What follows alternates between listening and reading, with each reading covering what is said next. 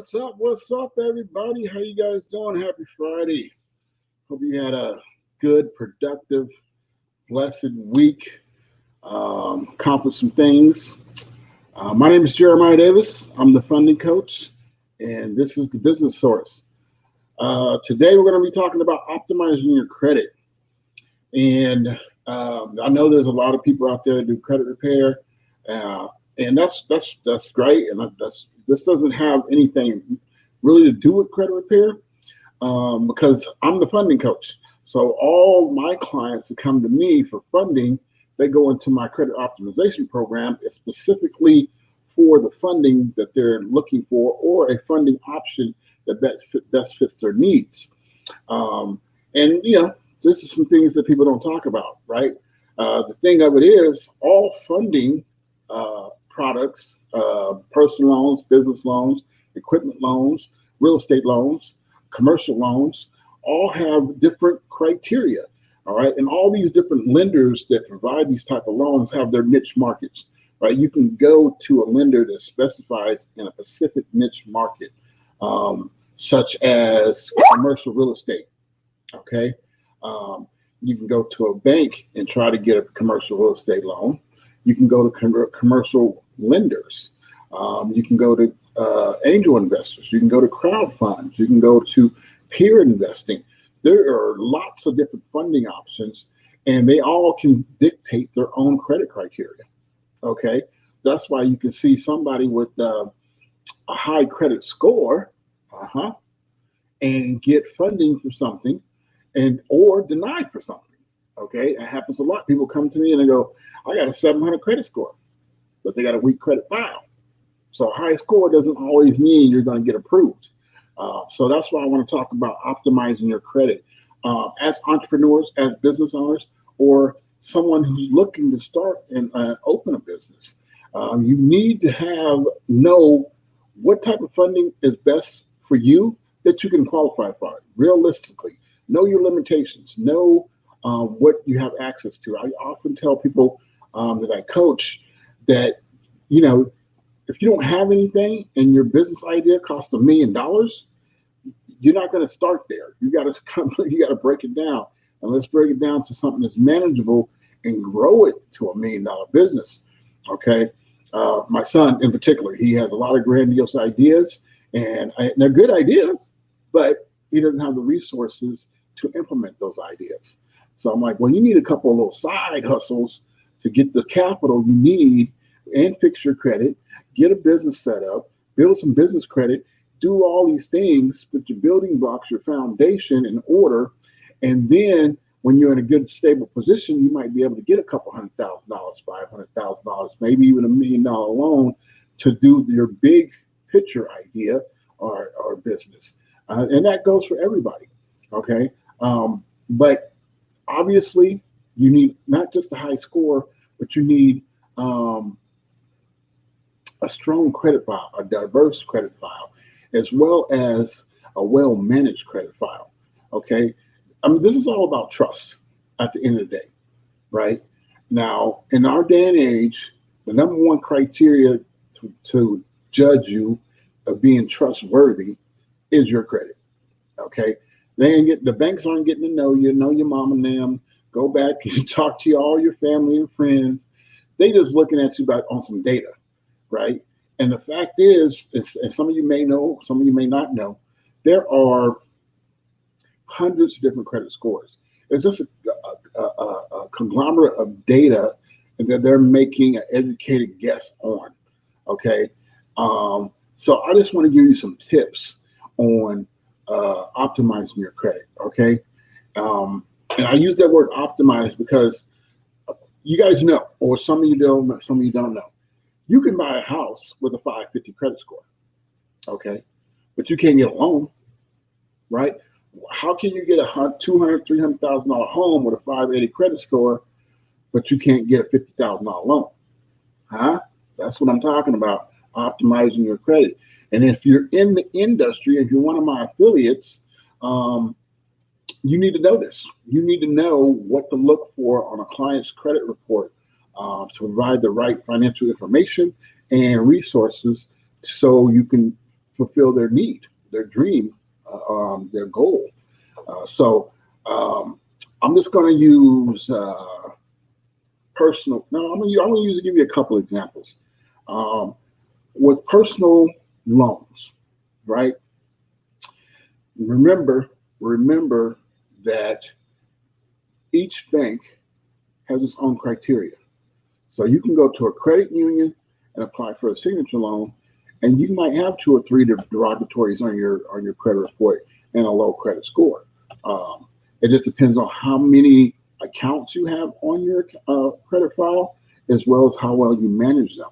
All right. When I had my credit was in the mid sixes, I walked into my credit union a few years back before a lot of all this that I've built now, and I was able to not only get a car loan, I got a signature loan in the same week from the same bank, but I had a large credit file. I had a lot of credit cards, and I was managing them. I was paying them. There was no lates, all that. But um, it wasn't the ideal situation.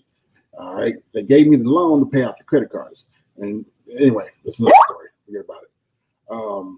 So what are they looking for? So when you come to me and I'm gonna probably, if you don't have all the other requirements for another funding product that I have, it's most likely when I look into getting a personal loan to kind of propel your idea, propel your vision. And like I said last week or Friday or Monday on the other show, that this is how people start their businesses with their personal credit and their personal income. So it's not like it's nothing brand new. It's just the information, the knowledge, understanding how banks work. Okay. And a different thing with me, I'm not just not going to one local bank. I'm going to a whole lot of banks in my network at the same time through online software, so I can apply for multiple banks in an instant and get multiple replies. So my credit criteria to approve you for a personal loan is going to be different than going to your local bank or your local credit union. Okay, so but this is the standard. All right, I adopted my standard based on my experience of working with these banks, and I know this standard most likely will get you multiple offers and loan approvals, and that's why I'm able to get people anywhere from $50,000 to $100,000 in personal loans to start their business, grow their business, do investments. I mean, once you have the money, you can do whatever you want with it. There's no stipulations, there's no collateral, it's all signature loans. So I think you might want to take some notes about this. Okay. All right. The minimum credit score on all three credit bureaus. And why all three credit bureaus? Is because I don't know which bureau the bank is going to look at. This bank might look at TransUnion. This bank might look at Equifax. Another bank is going to do Experian. So we want to be consistent on all three, so we maximize your fundability. All right. So 660 minimum. Obviously, higher is better, but that's depends on what's on your file. They don't want to see no collections at all. I don't care if they're old or whatever. There's only one on one report.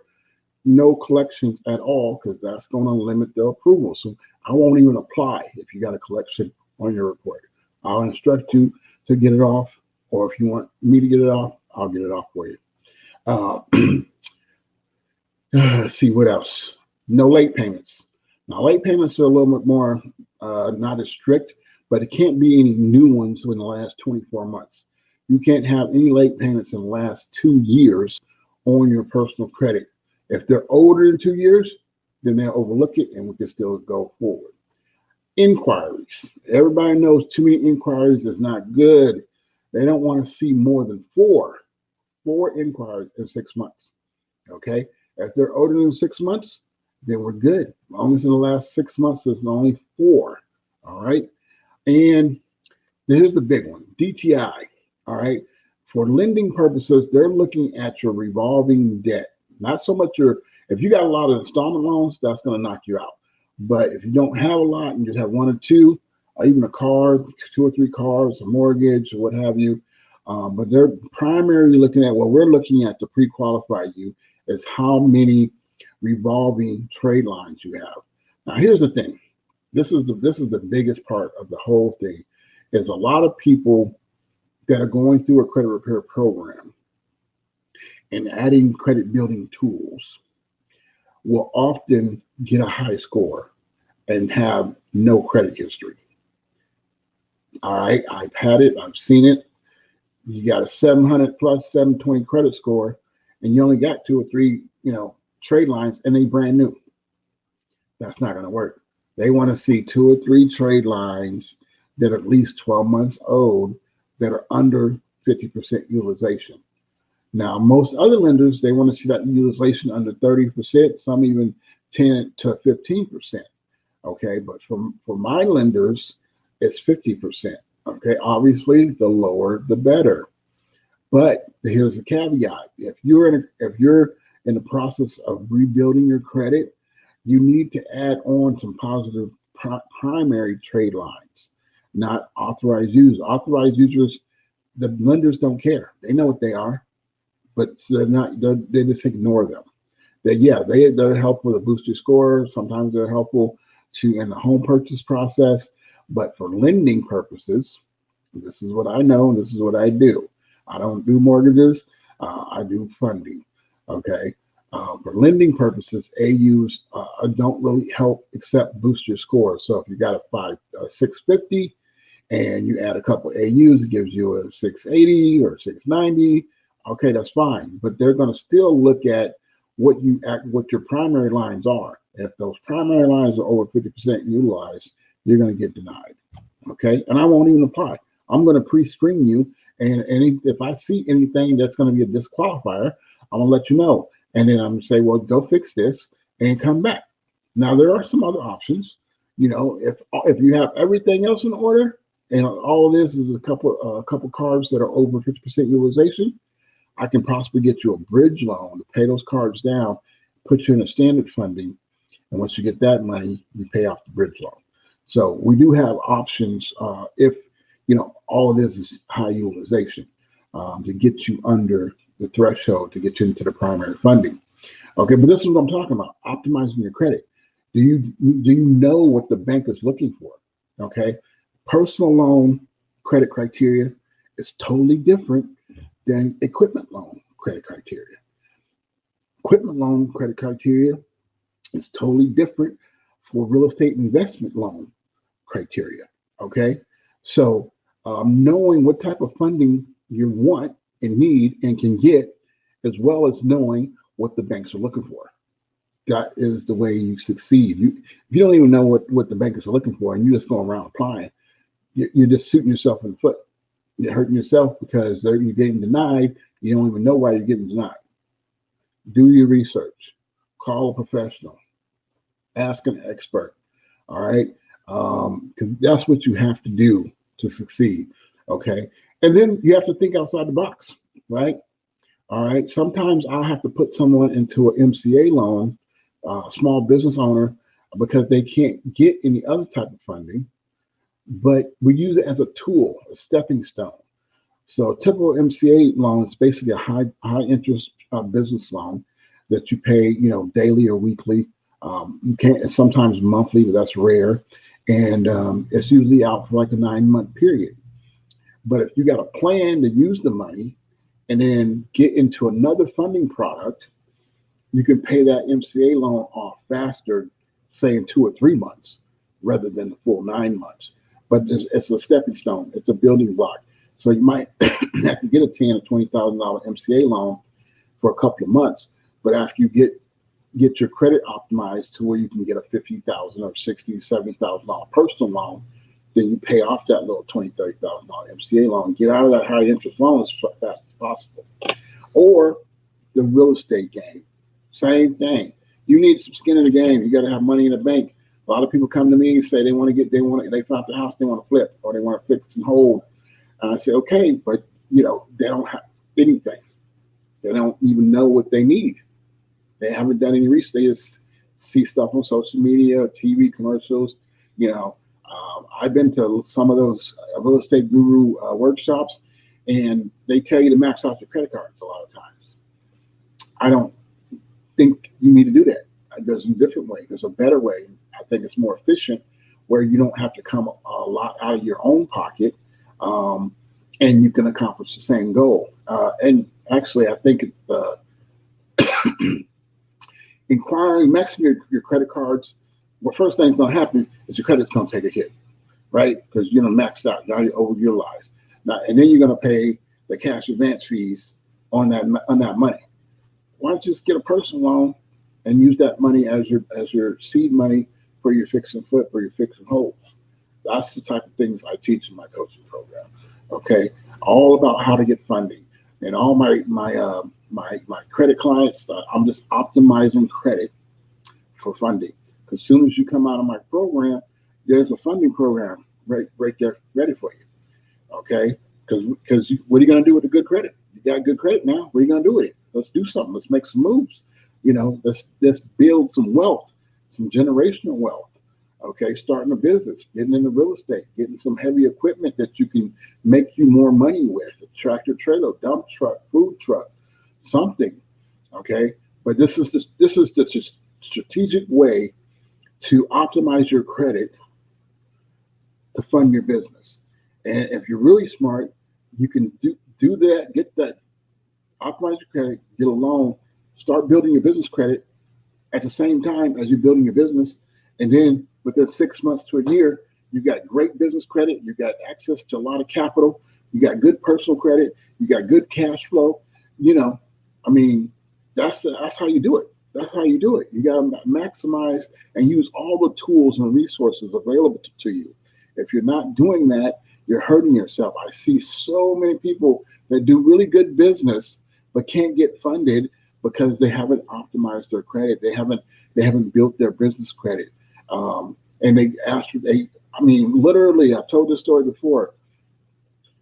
Man has four dry cleaners making $4 million a year and a 550 credit score and can't get nothing.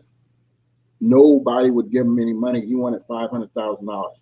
I got him a $500,000 MCA at almost 30% interest, like 25% interest. He had to pay back $750,000 on $500,000 because he didn't listen. What are you gonna do? All right, what are you gonna do? Okay, if you would have had your credit right and had your business credit right, you wouldn't have paid 25. You would have had other lenders saying, "Yeah, we'll offer that." Might even have some lenders competing for your business. But when you don't have your stuff right, ain't nobody coming trying to offer you no money at all. Um, so that's one of the things I've learned through trial and error for myself. I've done it myself. Good credit, bad credit, good credit, bad credit. You know, build business, lose everything, build business. Um, so hopefully I only did that once, that last one. But um, I've learned the ABCs, the one, two, threes of how to build a business, all the things you need to build a business, and put together the right resources to build a business. Okay, and you have to start somewhere. You have to start somewhere. You have to have a plan, and you have to have access to the resources, to the money, to the credit, to whatever you need to get that accomplished.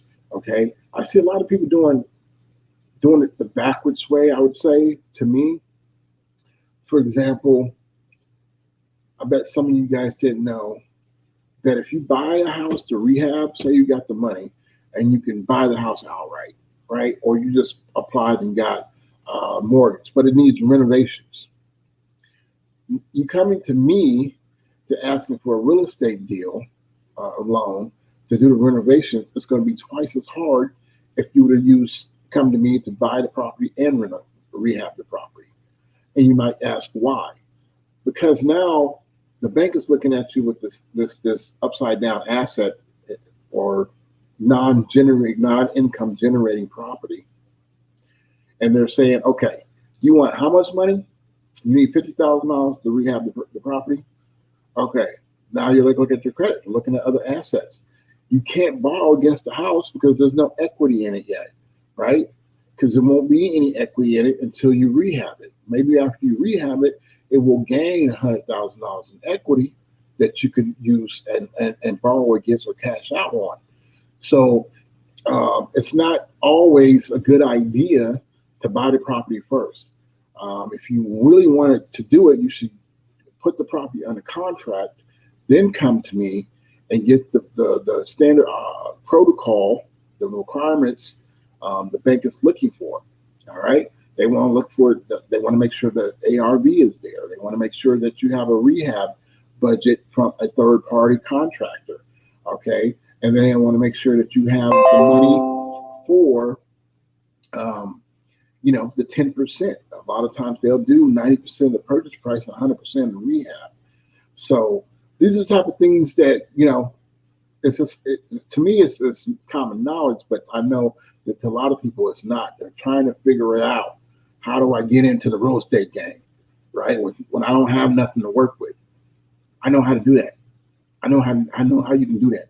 I need a tractor trailer. I'm a truck driver working for somebody else making, $8,000, $7,000, $8,000, $9,000, $10,000 a month. But if I had my own truck, I can make it $40,000 a month. I know how to get you the truck so you can be your own operator. I love to cook. I want to open a food truck. Okay, I know how to get you a food truck so you can and customize and build out with all the fixings so you can go right into business day one. Okay, these are the things that a funding coach does. Helps you find the plan and the path to accomplish your goals. Okay, that everything takes money, but now don't just have tunnel vision. You got several paths. You got your personal loans, your personal credit, business credit, things like that. So to position yourself day one to be successful, that's what I'm talking about. Optimize your credit so no matter what you want to do, you have access to the capital, the credit, and the resources to grow your business. You should never plan on having one of anything. Not one food truck, not one dump truck, not one tractor trailer, not one restaurant. I would say, why not have a franchise? Other people have done it. Why can't you? Okay.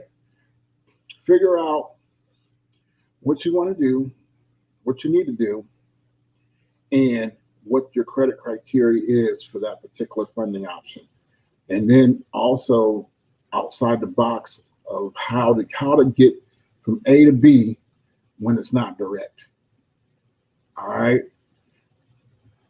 That's my time. I hope you guys got some value out of this. My name is Jeremiah Davis. I'm the funding coach. I'll see you Monday for Monday Fun Day, where I'll be giving away funding tips. And follow me on Instagram, YouTube, LinkedIn, Facebook, anywhere. And I have other videos on YouTube that you can watch. So other funding tips, credit tips, business credit, a lot of information there. All right. Thanks. Peace. Thanks for watching.